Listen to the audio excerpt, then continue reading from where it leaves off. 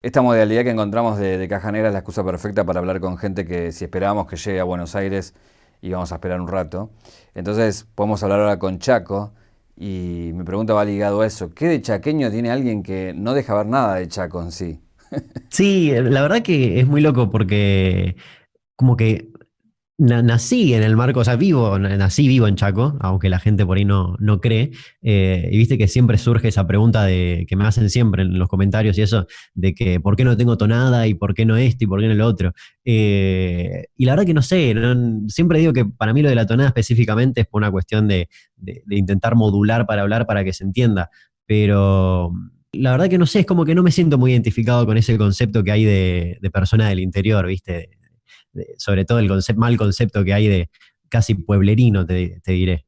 Pero me encanta igual Chaco, la verdad que lo adoro y creo que voy a vivir acá un buen tiempo más, aunque va a llegar algún momento que haya que moverse, pero por el momento me siento súper cómodo acá. Un viaje, una vida, un recorrido, una reconstrucción. Caja Negra. Caja Negra. Todo queda registrado en la memoria. Marca también un poco el territorio como somos, ¿no? Y mucho tiene que ver también las posibilidades que uno tiene, depende de dónde esté también. Entonces digo, vos se ve que tenés mucho consumo, pero me parece que sos un pibe que se pasó su infancia conectado a una compu. Pero por completo. Su infancia y te diría su vida entera, hasta ahora con 23 años consecutivos. Pero sí, sí, siempre fui muy de estar todo el tiempo, básicamente quizás más tiempo del debido, frente a la computadora y de todo, lo que se te ocurra. Navegando por páginas, viste, súper raras, formando parte de comunidades muy piolas de contenido a la onda taringa, cuando estaba muy de moda hacer esa clase de cosas. Y, y sí, no, me pasé, la verdad que la infancia entera fue en el marco de conexión a internet, juegos y no salía mucho más allá de eso. Y está buenísimo igual, porque hoy en día todos esos años que estuve pendiente solamente de la computadora y demás, hoy en día me están sirviendo para un montón de cosas, digamos, para todo básicamente. Hay una foto cuando hicimos el filotón que compartiste que fue vos, un Damián niño, con un Chucky al lado. ¿Cuál es la historia de esa foto y de ese Chucky? Ese Chucky, a mí me gustaba mucho, me gusta todo lo que sea películas y sobre todo lo que era cine de terror me encantaba cuando era chico. Hoy en día ya no tanto, pero sobre todo Freddy Krueger era lo máximo para mí. Y la historia del Chucky es que mi viejo viajaba mucho a Buenos Aires cuando era chico y se encontró una vez con Camelot, tienda de cómics, así se llamaba, no me acuerdo la ubicación de dónde estaba. Y era un lugar, me mandaba fotos en ese momento que sacaba con una cámara digital y las mandaba después o las traía cuando volvía y pues yo veía lo que eran las vidrieras. Camelot tenía, me acuerdo, un local y otro local en la galería donde era la exposición, nada más que exposición. Y armaban unos escenarios increíbles. Y ahí vi ese Chucky y nada, hubo ahí los convencí, lo compramos y era genial volver en el colectivo, porque íbamos en colectivo, estaba yo con el Chucky así al lado, nada, hermoso. Después quedó en mi pieza y con el tiempo literalmente se empezó a derretir, que es como lo más chaqueño que puedo dar a decir. Por el calor se empezó a derretir, literalmente los dedos se empezaban a derretir, se le descascaraba la cara. Y bueno, se lo di a una amiga de mi vieja que lo iba a restaurar o algo similar y no sé en qué quedó, pero era hermoso. Mis primos no querían entrar a la pieza porque les tenían un miedo tremendo. O sea, La mejor compra que hice. ¿y vos no tenías miedo? ¿Nunca le tuviste miedo? No, me encantaba, me encantaba. Aparte, ¿sabes qué pasa? Mis viejos tienen un cotillón, entonces son así con disfraces, máscaras y todo lo que sea máscaras. Es más, hace poco viste que la cuarentena les pegó a todo el mundo por el lado nostálgico y todos se pusieron a revisar fotos viejas y encontré fotos mías de chico y en todas tengo una máscara de algún monstruo o algo y me encantaba. No, no, cero miedo en absoluto. Me quedó eso de un muñeco no apto para el calor, digamos, como un Chucky de terror de invierno, Sí, básicamente. sí, al final no era tan difícil matarlo, lo tenías que traer a Chaco. Bueno, pero ahí también hay mucha historia, ¿no? Del litoral y los fantasmas y todo eso, también tienen para ese lado, digamos. Es más, el primer contacto que tuve con todo eso, con toda esa mística litoraleña, de que Pomberito, la luz mala y todo eso que tuve fue cuando era muy chico, creo que una amiga de mi vieja me dio un libro que no me acuerdo cómo se llamaba, pero era un compilado, era un libro chiquito y era un compilado de esos cuentos de campo prácticamente, y algunos estaban muy buenos, y hoy en día, ya de grande, los encuentro en internet convertidos en relatos del estilo, le pasó al amigo de mi amiga, te lo juro, y son todos así, ¿viste? Y ese fue el primer contacto que tuve con toda esa cosa media mística de acá, pero, viste, ya son todos justamente muy de campo, entonces es como que también hay todo un halo de misticismo alrededor que por ahí no me gusta tanto. La historia del cotillón fue como el negocio familiar de siempre, lo siguen teniendo. Creo que vos también trabajaste ahí. Sí, lo siguen teniendo desde que nací prácticamente está, y lo siguen teniendo hasta hoy en día. Sí, yo laburé, no me acuerdo cuánto tiempo, hoy estaba intentando hacer memoria respecto a eso, pero yo dejé 2 carreras y cuando dejo esas dos entro a laburar ahí, de atención al público, cajero y cosas similares, eh, pero me atrevería a decir creo que año y medio, 2 años, no sé, hasta que empezó ahí todo el mundo stand-up y redes sociales y empecé a separarme un poquito de ese camino, por suerte. ¿Cómo es un cumpleaños de un pibe que sus padres tienen un cotillón? Vos sabés que es muy loco porque irónicamente yo detesto todo lo que tenga que ver con las fiestas, pero lo odio con toda mi alma. Y mis cumpleaños mira, el primer recuerdo que tengo es cuando tenía 5 años, salita de 5, iba a ser mi cumpleaños. Y yo le dije a mis viejos específicamente, por favor, no quiero globos. Me daban un poco de miedo en ese entonces. Aparte, imagínate, o sea, yo crecí viéndolos a mis viejos inflando los globos con helio y que reventaban y todas esas cosas, entonces yo no quería. Y nunca me voy a olvidar estar en el recreo jugando en una especie de arenero que había en el patio y ver a mis viejos entrando con unos racimos de globos con helios enormes. Eran amarillo y azul porque era de Boca el cumpleaños, por algún motivo de repente era de Boca. Y los vi, se me partió el alma. Fue como, pero si yo dije que no quería globos, esto es mi cumpleaños. Y siempre fueron, sí, siempre con muchos. El que más recuerdo es uno de, no me acuerdo la edad, pero recién se había estrenado Harry Potter. Y mis viejos antes en el cotillón tenían una parte de taller donde hacían todo personalizado y las bolsitas eran como snitch doradas y otro que fue de Pokémon y la bolsita era una Pokébola así tamaño real y estaba hermosa. Pero no, siempre detesté, viste, todo lo que sea fiestas, toda la vida. Tus amigos querían ir a tu cumpleaños por todo eso, me imagino. Y sí, era como tenía cosas distintivas. Pero el colmo del hijo del que tiene un cotillón es que tenga fobia a los globos, me parece brillante como Sí, me duró metáfora. poquito igual, me duró poco. Sí, sí, sí. Fue poco tiempo, después le perdí el miedo y ya jugaba con el helio, viste, a hacerte la voz finita y todo eso. Antes de ir a las historias innecesarias, pero como una especie de adelanto, quería preguntarte si tenías alguna historia policial en la cual vos fuiste protagonista o de costado te tocó. Mirá, las que primero se me vienen a la mente, tengo dos. Pasa que una es muy reciente y me da mucha vergüenza, no, reciente entre comillas, pero me da cierta vergüenza contarla. Pero voy a ir por esa, voy a ir por esa, porque las otras incluyen estupefacientes. Estupefacientes en el sentido marihuana y adolescencia y policía que te para en la calle. La última que me pasó, pseudo policial, pero que realmente tuve miedo y dije, chau, me matan, fue una de las, no última, pero una de las últimas veces que fui a Buenos Aires. Iba a ir a Paseo de la Plaza con unos amigos a ver un show de stand-up que era bastante tarde a la noche, era el último día que teníamos para hacer algo. Antes de irme con esos amigos a Paseo de la Plaza, me fui con otros amigos a un bar a tomar birra artesanal. Tomamos un montón de birra artesanal, casi me choca un taxi cuando estaba por ir a Paseo de la Plaza. Bueno, en el camino a Paseo de la Plaza, antes de subir al taxi dije, capaz voy al baño, voy a hacer pis capaz. Y después una parte de mí, la parte más chaqueña, me dijo, nada, si ya llegás, eso en un toque. Y no, en Buenos Aires no hay distancias como acá, no era cerca. Entonces fue larguísimo el viaje, yo no daba más, y no me daba decirle al señor, pará que voy a mear acá en un árbol. Llego a Paseo de la Plaza, nunca más contesto, creo que ni a mis amigos. Llego a Paseo de la Plaza, pregunto dónde está el baño, y me dicen, abajo. Y no encontraba las escaleras, creo que era la segunda vez en mi vida que iba de grande. Y no encontraba, bueno, yo en eso le tenía la cabeza que me explotaba. Encuentro por fin el baño, perdón, la escalera, bajo, subo, no encuentro nada. Empiezo a bajar, cuando veo la puerta del baño, quiero abrir, no se abría. Levanto la vista y un cartel que decía, pedir llave en la recepción de... No, no, no. Y yo dije, no puedo, no me da. Entonces encontré otra puertita y digo, bueno, ya fue. Abro esa puerta, no había nadie, me pongo medio de espaldas y entro a mear. Pero, a ver, era una habitación de piso, cemento, o sea, no había pasto, no había tierra, no era lógico hacer eso. Y en eso escucho ¡pling! Y cuando miro para atrás era la puerta de un ascensor enorme, porque era el ascensor del estacionamiento, entonces la gente que dejaba el auto subía por ahí. y cuando escucho ese pling, miro para atrás, escucho el de la radio, ¿viste? De la No. radio del guardia, y me dice, ¿qué haces, pibe? No me lo olvido más, no me lo olvido nunca más. Yo recién igual había empezado a mear, no es que había hecho un desastre, y ahí como que me volvió el alma al cuerpo, ¿viste? Guardo todo y le digo, no, disculpa, Leo, si querés limpio. Pero el baño está. Y le digo, sí, pero había una llave. Le empecé a explicar las cosas al guardia. El guardia estaba que se quería morir y llama a limpieza, ¿viste? Y subí corriendo, veo a mis amigos y le digo, ahora les cuento. Y entramos a la sala. Y cuando salgo de ver el show de stand-up, lo vi al guardia que estaba así, ¿viste? Buscando y nada, me quería morir, me quería morir. Realmente sentí mucha vergüenza esa vez. Después como que me reía, viste, de la desgracia. De la desgracia no, o sea, horrible lo que hice, pero hace mucho no sentía tanto miedo y tanta cosa como fuera de la ley como esa boludez que hice. Pero me quería morir, me quería Ya, morir. ya veo al fandom tuyo buscando el lugar donde measte en el paseo de la plaza. Mandando fotos.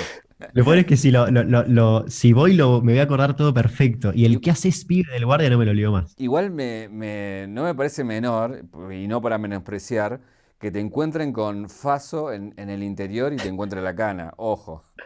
¿Sabes qué pasa? Es por eso que a plena adolescencia, quinto año, y es como, bueno, y estábamos descubriendo el porro y bla, bla. Íbamos a lo de un amigo, y para ir de mi casa a lo de ese amigo era un trayecto enorme, bastante largo, en moto, por unas avenidas y demás. Y nada, la cana ve dos pibes en moto y automáticamente te pide que pares. Y hubo una vez que fue heavy porque dije, la puta, mira el kilómetro que estoy haciendo por esto que tengo de una piedrita de porro, porque obviamente es un prensado espantoso. Y nada, fue un momento en la pasé un poco para el orto, fueron creo que 2 veces encima que nos pasó. Y nada, es una paja que haya que vivir eso, por eso tiene que ser legal. ¿Cuál es la historia de Minerva? Eh, Minerva aparece hace 3 años, cuando recién nos mudamos a esta casa, antes vivíamos en un departamento. Y mi hermana una vez manda una foto de una cachorrita, era así una cosita, y dice, miren, por favor, vamos a llevarla, vamos a adoptarla, ¿viste? La había encontrado en un galpón donde ella laburaba.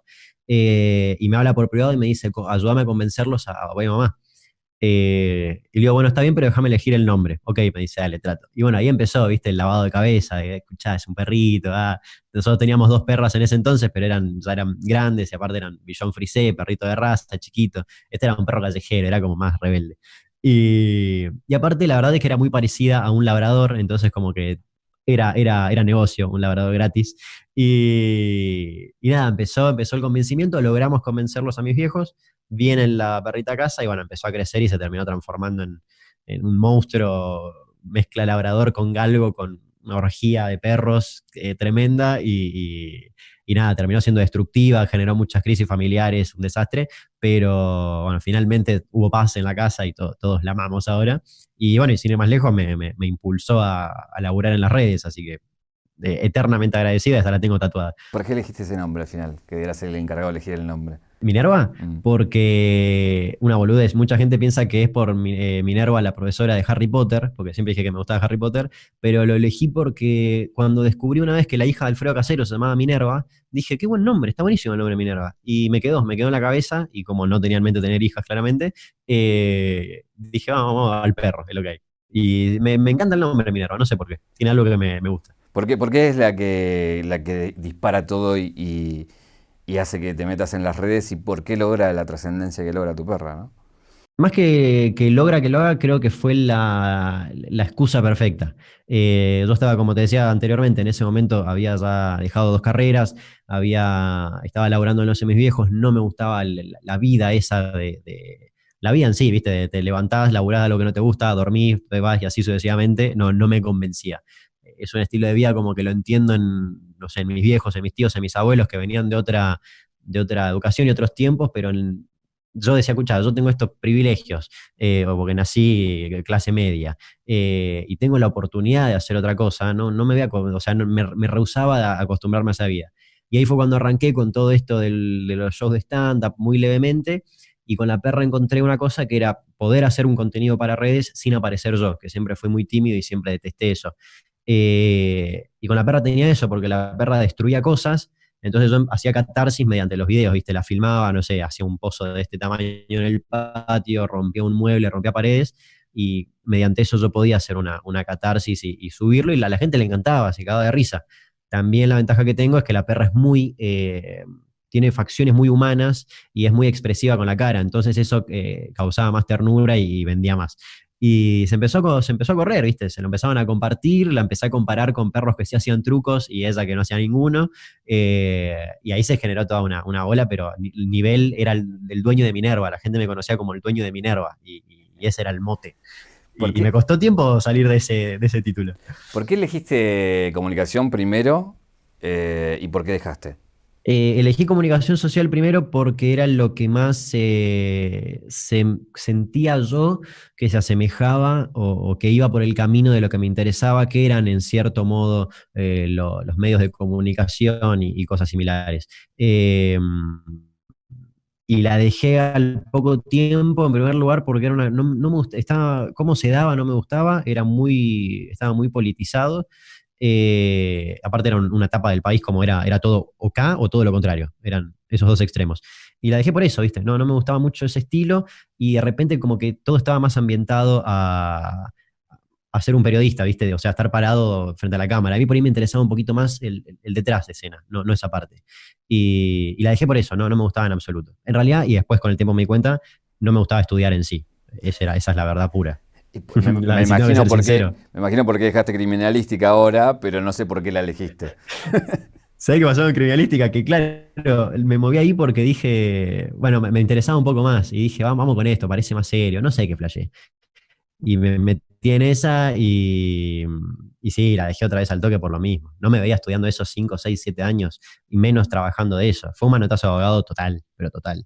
En la misma época de esta juventud o adolescencia, entrando ya a la parte de madurez, eh, nada, sos de ascendencia judía, con lo cual disfrutaste de ese beneficio del viaje gratis a Israel, a ver si qué te pasaba con eso. Sí, ¿Cómo fue ese estaba viaje? buenísimo. Cómo fue estar allá y qué te trajiste de allá, ¿no? Sí, aparte de ese viaje, ¿sabes qué tuvo de bueno? Que vino en un momento en el cual yo ahí ya estaba arrancando con todo lo que era medios redes y todo eso, y fue una oportunidad muy buena es un contenido constante estar de viaje en esos lugares, o sea, contenido por donde mires, todo, desde lo que comen, en ese país, desde todo, cómo es un McDonald's, cómo es un supermercado, todo es contenido, y vino en ese momento, viste, que estaba viendo qué hacer. En un momento, cuando estaba allá haciendo historias y la gente tenía muy buena respuesta de la gente, veían todo. O sea, yo soy muy manija de las estadísticas y miraba todo, viste, cuánta gente salteó esta historia, qué les gustó más, qué les gustó menos.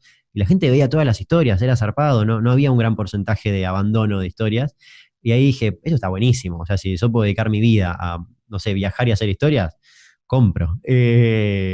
Y estuvo muy bueno y aparte fue una locura. Hubo un día, uno de los últimos días ahí en Israel, que estaba sentado en una playa de Tel Aviv y abrí Google Maps viste que en Google Maps te aparece tu puntito donde estás y empecé a sacar el zoom, a sacar el zoom, a sacar el zoom y me vi ahí, viste, en el medio del culo del mundo y dije, ¿qué estoy haciendo acá? Pero me encantó y te genera esa cosa, viste, a mí me dio muchas ganas de seguir viajando. Después de eso pude ir a unos países de Europa, eh, pero el estar ahí en Israel, creo que son casi una semana entera, o no, 10 días, ves otro estilo de vida completamente distinto a lo que es acá, y te genera esa curiosidad de, uy, si así es acá, ¿cómo será en tal otro lugar? ¿Y cómo será acá? Y te da muchas ganas de viajar.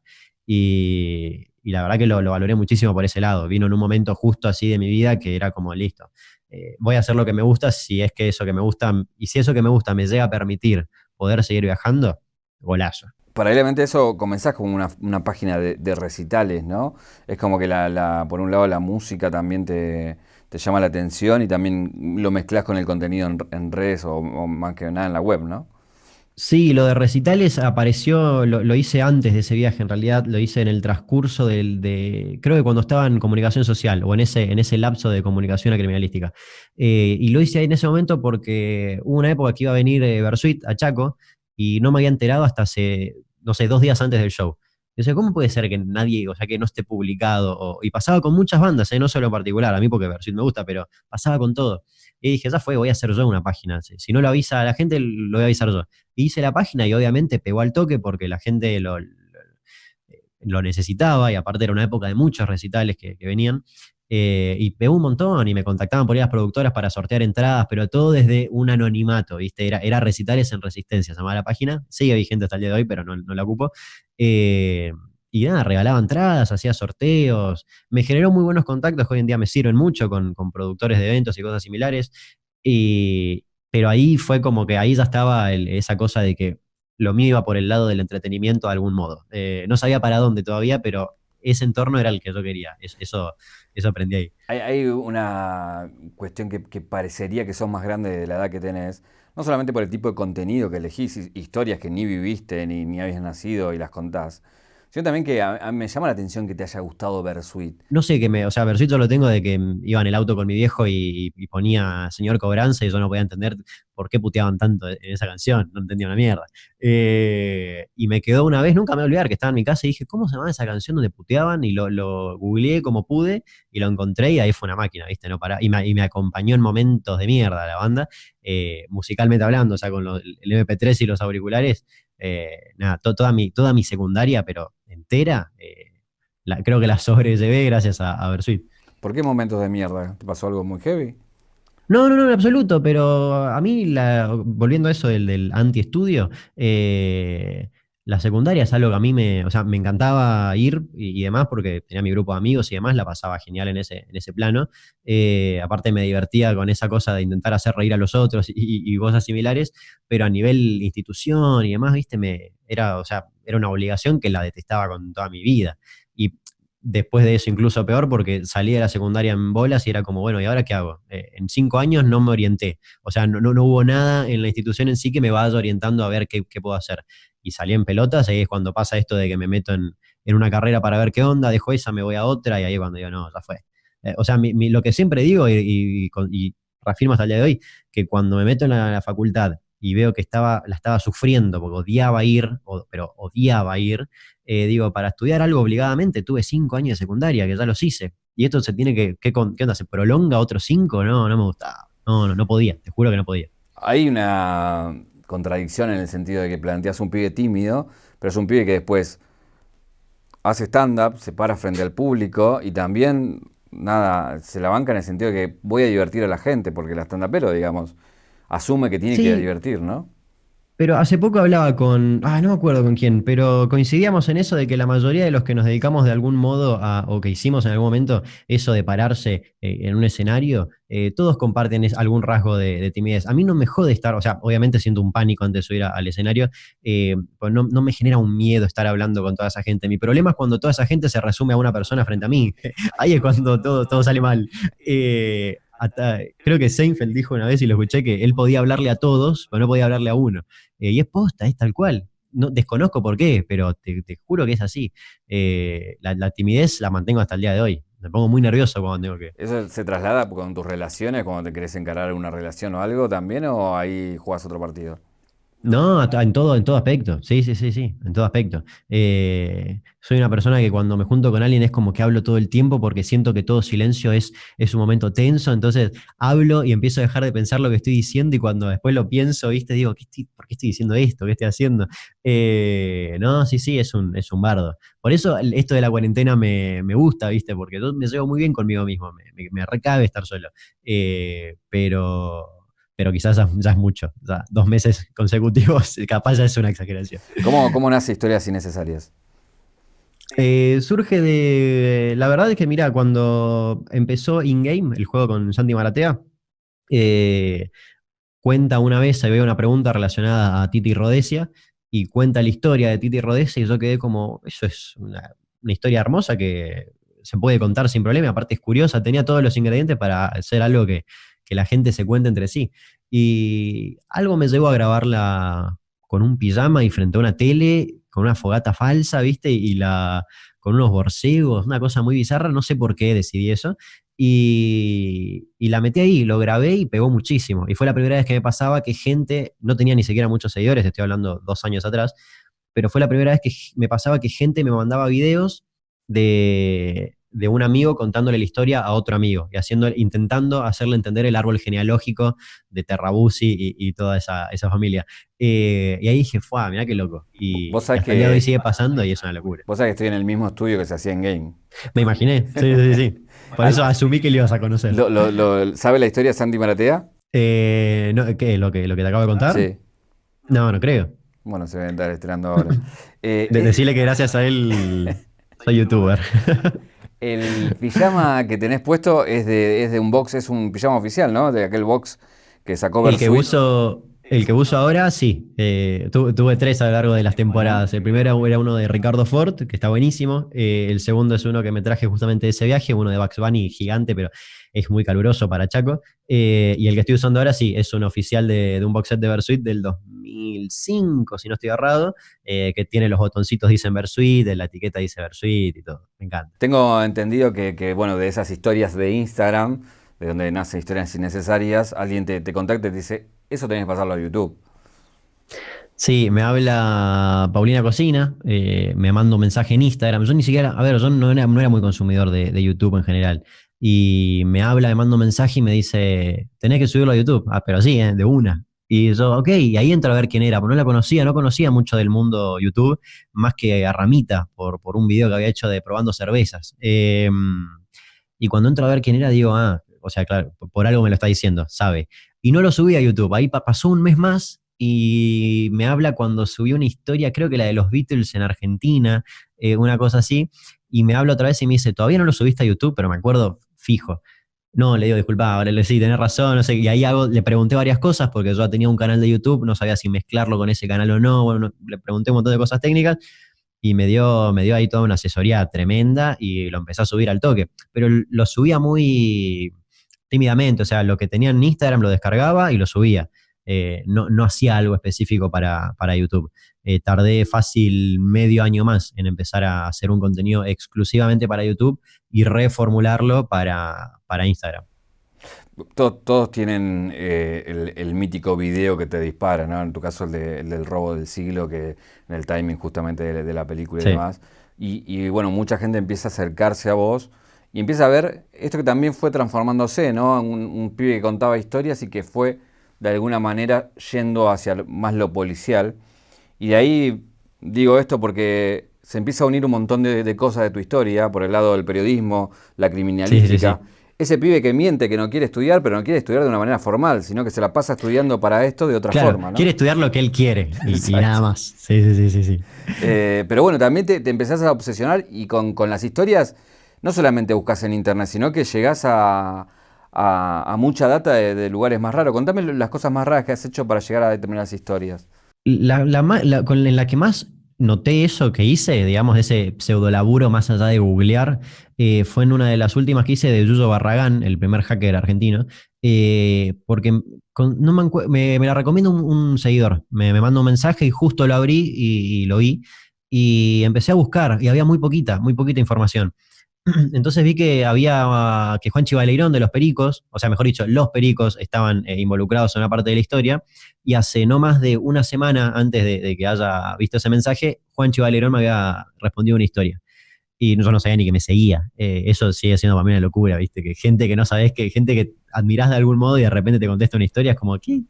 Eh, y entonces digo, bueno, ya que hubo buena onda con Juanchi, me contestó la historia, le voy a preguntar y le mandé un mensaje. Él me explicó y me dijo, pero habla con este, me pasó otro contacto. Le hablé a ese y me dice, me contó y me dijo, pero habla con este también que vas a ver. Ese me pasó el contacto, hablé con, y así, y fue una cadena que zarpada. Y ahora, después de publicar la historia, que es lo que más me gusta a mí, empezás a leer comentarios que obviamente quedan en ese misticismo de un comentario de YouTube que anda a chequearlo a Sí. China, pero empieza a aparecer gente de, yo viví enfrente de la casa de Yuyo y vi cuando, ¿viste? Y empiezan a surgir todas esas cosas.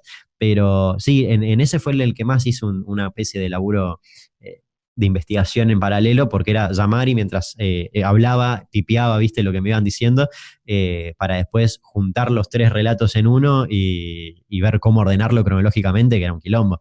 Pero en ese fue el que más lo noté. ¿Alguna vez te contactó algún protagonista de alguna historia? Hace nada, de hace horas, entré a Instagram y veo las solicitudes que todos los días, viste, reviso un poquito, al menos las que llego a leer, y me encuentro con un mensaje del hermanastro, mejor dicho, de María Marta García Belsunce, que diciéndome que le gustó mucho el informe y que me agradecía incluso, cosa que para mí fue un golazo porque normalmente cuando toco temas que involucran a algo que todavía está vigente, a ver, el caso de María Marta sigue abierto, o sea, no se sabe, me da un poco de cagazo por ese lado, ¿viste? Porque decís una burrada y no es que quede ahí. Hay gente que de verdad que se puede ver perjudicada por eso. Y me habló, me agradeció que le gustó mucho y que le gustaría hablar conmigo, así que creo que en estos días vamos a hablar. Eh, Creo yo que para corregirme algunas cosas que pude haber dicho mal en el video o lo que sea, porque fue un video que lo armé en base a información que encontrás en internet y abrías 2 links y tenías 8 informaciones distintas, entonces era una locura.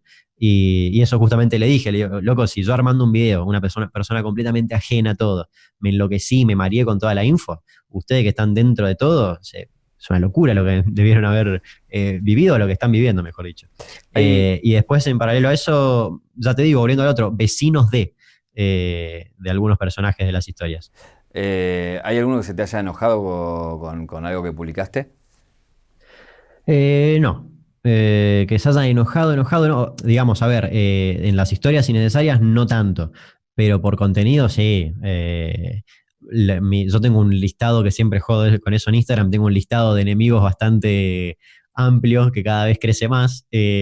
Los primeros son los que son muy fans de Amalia Granata, son casi los que son abanderados de esa marcha. Y después sí, tengo mucho. Los veganos, sé que hay una cierta porción de ellos que no me quieren mucho. Eh, Después siguen todo lo que estén involucrados de algún modo en estos nuevos negocios, viste, que salen de mercadeos multiniveles, de estilo que te venden cosas proteicas o licuados de hierbas y cosas similares, inversiones en la bolsa, bueno, toda esa clase de cosas. Siguen porque tengo varios videos hablando de eso, de esas estafas prácticamente. Y es genial, ¿viste? Porque cada tanto me manda un mensaje uno y cuando entras al perfil ves que hay una frase súper motivacional, emprendedor y no sé qué, y ya le sacás la ficha. Y así tengo varios en cuanto a contenido, pero no pasan de eso, ¿viste? De una puteada o de un comentario medio negativo en el video. Pero tengo sí ese séquito de gente que no me quiere para nada. Fanáticos muy religiosos también, sin lugar a dudas. Bueno, tuviste un tema ahí también con algo que publicaste, no en historias, sino en redes, cuando fue lo de Natalia Hyde, que fue esto de que algo que se decía siempre y esta vez era verdad, ¿no? Sí, bueno, eso fue en Twitter, que también, a ver, Twitter es una red social que es como son las alcantarillas de Internet, ¿viste? Hay de todo. Y ahí pasó algo muy loco que fue horrible en ese momento, digamos, pero al menos me dio una especie de enseñanza. Saqué algo bueno de eso, que cuando fue lo de Natalia Hyde, que apareció muerta, era muy tarde de la madrugada, ¿viste? Eran 3, 4 de la mañana. Y yo no podía dormir, estaba hablando con el teléfono y era un rumor en Twitter. 2 días atrás se decía que había muerto, no sé, Mirta Legrand, ¿viste? O sea, todo el tiempo se inventan muertes en Twitter. Y pensé que era falso, yo pensé que era una joda como todo, porque aparte justo Natalia Hyde estaba saliendo en todos los medios, entonces estaban todos los requisitos para que alguien invente una boludez así. Y yo armé como una especie de un chiste, pero relacionado a que no iba a poder dormir intentando saber si eso era cierto o no. En ese momento lo publico en Twitter, tiene gracia, la gente lo retuiteaba, se reían, etcétera, etcétera, y me duermo. Cuando me levanto a las 5 horas, había sido que era posta, y obviamente en ese preciso momento donde la noticia se confirma, el chiste pasa a tener otro sentido completamente diferente, y gente que no lo vio en ese contexto en el cual yo lo publiqué, ya entiende cualquier cosa, y está en su derecho a entender cualquier cosa. Y bueno, y ahí fue un quilombo. Yo me desperté y literal tenía mensajes en Twitter de gente de todo el país y de otros países diciéndome que ojalá me muera yo, que no vean la hora de que yo me muera, que mi familia, pero vos no sabés el odio que había, ¿viste? Gente de acá incluso también como que casi simila un scratch, ¿viste? Y, y ahí le habló a un amigo que es muy tuitero, y le digo, ¿qué hago? Le digo, porque, o sea, tengo esto que ya se me fue de las manos, ya está en la mente de la gente, ya lo están interpretando de otra forma. ¿Qué hago? ¿Lo borro? ¿No lo borro? ¿Lo defiendo? O sea, ¿qué hago? Y ahí me dijo, mira, me recomendó que lo borre, que haga una especie de aclaración del contexto en el que fue publicado. Y bueno, así lo hice y finalmente se entendió que no hubo una mala intención mía, sino que se malinterpretó. Ahí entendí que el chiste en sí está bueno, pero si después puede pasar algo que hace que el chiste tenga completamente otro sentido. Y que ese es el peligro de Internet, digamos, publicar algo y esperar que todos te entiendan y que todos estén en tu sintonía. Y ahí es cuando hay que tener, creo yo, un poquito más de cuidado. ¿Hay alguna historia que abandonaste porque te pareció titánica y que le tenés muchas ganas, pero sabes que es un quilombo meterse? Empecé hace poco, iba a ser una de los Joclender, y cuando empecé a investigar todo un poco, hay un punto en la historia en el cual se hace todo un torbellino de información, que ya aparecen muchos nombres y ya se va por otro lado, y ahí la abandoné. Y después, ahora estoy con ganas de retomarla, pero hacer la historia hasta cierto punto, porque después llega un punto en el cual ya incluso no tiene mucho que ver con el caso inicial, y ya sería meterme en otro barro que no, por ahí no tiene mucho que ver. Entonces estoy considerando volver, mejor dicho, hacerla sin meterme hasta ese lado. Y después hay varias locales que me interesan mucho hacer, pero como es el interior, hay muy poco archivo, y hay muy poca info, ¿viste? Y es como que solamente te podés quedar con lo que dice este diario, porque de este diario copiaron todos los otros y ya está. Y es muy difícil saber. Y ahí sí se involucra hablar con familiares de y demás. Hay muchos casos muy, muy copados, o sea, no copados, son un horror, pero interesantes de acá locales que me interesa mucho tocar, pero bueno, ya requieren otro laburo más como te dije, lo de Yuyo, digamos, hablar con gente, etcétera, etcétera. Hay tres obsesiones tuyas que me llaman la atención y por ahí es cortita en cada una. Es el tema de las arañas, de las plantas carnívoras y de los rompecabezas. ¿Cómo surgen? Mirá, el de las tarántulas es bastante concreto, digamos, o sea, siempre me gustaron mucho, y de grande descubrí que hay gente que las cría de manera autorizada, y ahí descubrí que es una locura, es un submundo y son animales que me parecen, pero fantásticos. Y ahí empezó a surgir, viste, toda no obsesión, porque tampoco que voy a tener la casa colmada, pero hay ciertos ejemplares que me parecen una locura. Y hay veces que me doy miedo incluso porque son, no sé, las 2 de la mañana y estoy yendo a acostarme y justo miro los terrarios y están afuera y me quedo, viste, mirándolos.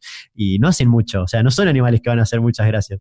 Y me cuelgo viendo, viste, y cuando me doy cuenta digo, por Dios, ¿qué estoy haciendo con mi vida? Eh, el segundo de las plantas carnívoras surge también muy de chico. Siempre me gustaron las plantas en general, tengo planta por toda la casa. Pero con las carnívoras pasaba algo que me llamaba la atención. Siempre me gustó eso, que era un poquito diferente al otro, a lo normal. Y tuve de chico y después de grande, cuando ya aprendí más sobre eso, empecé a comprar y, ¿viste? Y tenés una y querés otra especie y otra que sea igual pero de otro color y empezás, ¿viste? A hacer toda una cosa, y ahora hoy en día tengo un invernadero enorme, repleto de plantas. Y los rompecabezas es algo muy esporádico. Tenía uno muy grande, que es el que estoy armando otra vez ahora, que una vez se le cayó a alguien en casa y se desarmó por completo, estaba a punto de terminarlo. Son 2.500 piezas y ahí dije, no, ya fue. Y lo dejé. Y ahora en esta época de cuarentena retomé porque la verdad que me ayuda mucho. Pongo música y ayer me pasé toda la tarde, pero te estoy hablando 6 horas consecutivas poniendo piecitas. Y después los termino y los encuadro. Y me gustan mucho. Y ya tengo que ver cuál compro ahora. Si vamos a la caja negra de tu vida, ¿cuál es el momento que identificás que te convirtió en el Damián Cook que sos hoy? Creo que es algo que hay como muchos momentos que hasta hoy en día incluso me van convirtiendo en lo que voy siendo. Pero si tengo que elegir uno en particular, lo primero que se me viene a la mente es sin dudas cuando le dije a mis viejos, miren, está todo bien, pero no quiero estudiar ninguna carrera. Nada de lo que hay en la oferta facultativa me convence, no me veo estudiando nada de eso, menos trabajando después de eso. Pero fue clave porque tengo muy marcado el recuerdo de una noche no poder dormir, ya en criminalística, ¿no? No poder dormir porque decía, ¿qué estoy haciendo? O sea, estoy levantándome todos los días, encima estudiaba en Corrientes, era tomarme el colectivo para ir hasta Corrientes, 35, 40 minutos de viaje. Me estoy levantando, estoy gastando plata en un pasaje para ir a la facultad, estoy gastando plata en fotocopias y en eso, cosas que ni siquiera sé si después voy a ocupar porque no me veo siguiendo esta carrera. O sea, yo sabía que le iba a dejar, era una cuestión de cuándo, era la única pregunta, ¿cuándo? Y hubo un día que ya me estaba afectando mucho mentalmente, porque estaba de mal humor, porque imagínate estar viviendo en base a hacer algo que no te gusta, horrible, y la estaba pasando como el orto. Y bueno, hubo una noche que no podía dormir y esa noche dije, mañana, hay dos opciones, mañana o empiezo el psicólogo o le digo a mis viejos que no quiero estudiar. Y opté por esa por suerte y se los comuniqué y bueno, lo entendieron. Ahí fueron igual, después otra etapa hasta saber qué hacer y a qué dedicarme y demás, años y años. Pero, pero sin dudas es el decir, ok, vamos a ver qué hago, pero esta parte no, y ahí descarté, viste, todo lo que era la facultad, lo corrí. Y hasta hoy en día no sentí nunca una cosa tan relajante como sacarme ese peso de decirle a mis viejos, miren, no quiero estudiar, quiero dejar la facultad. Pero jamás volví a sentir ese placer que sentí cuando terminé de decírselo. No me importaba lo que me respondan. Yo con decirlo fue como, listo, ya está. Dejé una mochila, viste, de 50 kilos, la dejé al lado. Pero sí, ese fue bisagra. Bueno, es un buen momento para anunciar que vas a ser parte de Filon, donde contenido tuyo también se va a poder ver en este canal y vas a estrenar muy pronto una historia que tiene que ver con... Con la crotoxina. Sí, también otra historia que la tenía en mente hace mucho y me costaba mucho conseguir archivo, ¿viste? Y archivo había bastante, pero me costaba conseguir una base de qué pasaba. No tenía idea de que había existido eso y encontré varios informes de profesores de facultades de psicología y creo que de abogacía, y uní los dos y quedó buenísimo. Al menos a mí me gustó mucho cómo quedó. Veremos. Es un tema medio polémico también por los comentarios que anduve leyendo en otras cosas sobre eso. Pero sí, no. Son esas historias que me gusta hacer, ¿viste? Porque aparte recorro la historia argentina que, como vos dijiste hoy, parte que no existía, que no vivía, y vas viendo esos archivos de televisión que decís, qué hermosura, mirá lo que era la tele, es divino. Recorrimos un poco tu historia de este pibe que estaba buscando su lugar hasta que lo encuentra en Instagram, en YouTube. ¿Y hoy cómo te mira Chaco? Porque digo, después tenés que salir y vas a comprar, bueno, ahora estamos en cuarentena, ¿no? Pero en una vida habitual me imagino que te deben mirar con otros ojos, ¿no? Y es loco porque acá lo que pasa, yo tengo la suerte de que desde que empecé a hacer el contenido para redes, o mejor dicho, de que empecé con los shows de stand-up, eh, siempre hubo un apoyo de la gente en sí. En el interior es como que al principio, sobre todo si haces cosas o artísticas o en redes, dependés mucho al principio del impulso que te den los que te rodean. Y con los que te rodean no me refiero a tu círculo íntimo, sino a... Esto es así, o sea, tu amigo es amigo de y es amigo de, todos nos conocemos entre todos, y es como muy finita esa línea entre estar subiendo algo y que a la gente le parezca una ridiculez o que a la gente le parezca piola. Y lamentablemente eso te condiciona un montón al principio. Después, bueno, ahí ya se entra en un concepto de hacer contenido más local o más nacional, ya es otra cosa. Pero al principio te condiciona mucho y yo tuve la suerte de que la gente desde un principio me bancó en ese plano. Y por ejemplo, nunca me voy a olvidar la primera vez que hice un show yo solo acá en Chaco, un show de stand-up que convoqué solamente por mis redes, antes hacía con un grupo, pero la primera vez que hice solo, la única publicidad fueron historias mías en mi propio Instagram y cuando llegó esa noche estaba en el patio de un bar y estaba lleno de gente y los mozos tuvieron que suspender el servicio en el patio porque no podían pasar por la cantidad de gente. Y eso me había volado la cabeza porque dije, loco, o sea, funciona. Que esté publicando algo en Instagram y lo, después diga vengan a verme, la gente va, está funcionando y eso es hermoso. Y desde ahí pasó algo muy loco que era que sí, que la gente te saluda, viste, en la calle, cosas que hoy en día parecen tan lejanas, o te piden una foto y algo similar. Y es muy loco porque mi salto en redes fue durante la cuarentena. Entonces, cuando se pueda salir a la calle, es muy loco porque la percepción que la gente obtiene de lo que hago o mío o lo que sea ya es completamente diferente a la que yo vi que tenían. O sea, yo no tengo idea, ¿viste? Ahora, eso es loquísimo. Porque justamente eso, ¿viste? La explosión del contenido fue durante el encierro. Y de ahí mi relación amor-odio con la pandemia.